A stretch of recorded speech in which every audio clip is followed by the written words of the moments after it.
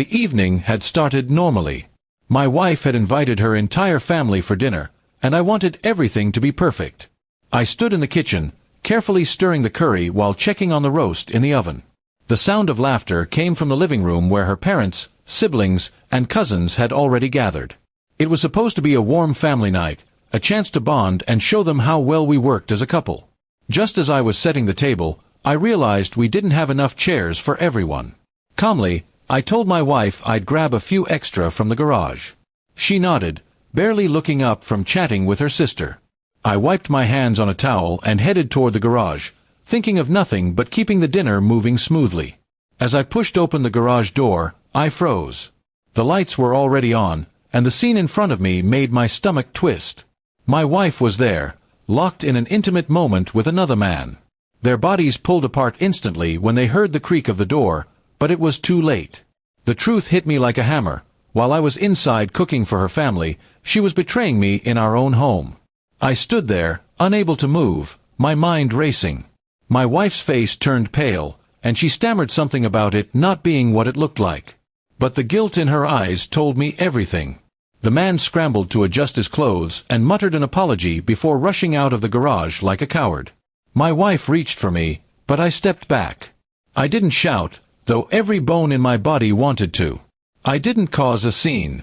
Instead, I just stared at her, the weight of years of trust collapsing in an instant. She begged me to listen, but all I could hear was the sound of betrayal echoing in my mind. Dinner, the family gathering, all of it suddenly felt like a cruel joke. I turned back into the house, my wife trailing behind me in panic. Her family looked up as I entered with a forced smile. I calmly carried the chairs into the dining room and set them down. Inside, I was breaking, but outside, I played the part of the gracious host. My wife avoided my eyes, trying to act normal, but I knew she was drowning in guilt. As everyone ate, I barely touched my plate. Her family complimented the food, laughing and chatting, completely unaware of what I had just witnessed. My wife kept glancing at me, waiting for me to say something, but I didn't. Silence was my revenge for now. When dinner ended, I excused myself, saying I had some work to finish. My wife tried to stop me, but I whispered in her ear, "We'll talk after your family leaves." Her face drained of color, and she nodded, knowing the storm that was waiting. Upstairs, I sat alone in our room, replaying everything in my mind. The betrayal wasn't just physical, it was the timing, the disrespect.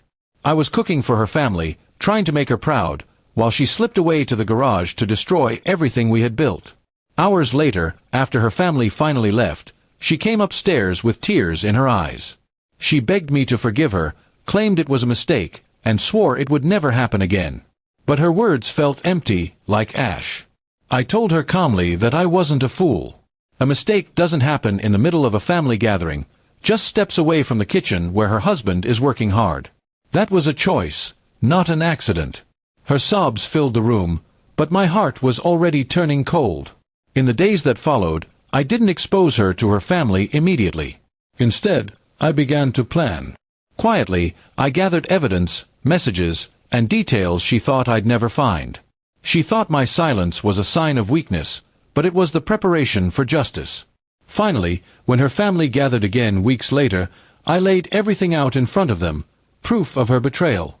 The same living room filled with laughter that night became filled with shocked silence. My wife collapsed in tears, and her family looked at her in disbelief. I didn't need to yell, I didn't need revenge in anger. The truth itself was the biggest punishment. I walked out of that house with my dignity intact, leaving her to face the shame of her choices. My pain was deep, but so was my resolve. Never again would I allow myself to be disrespected like that.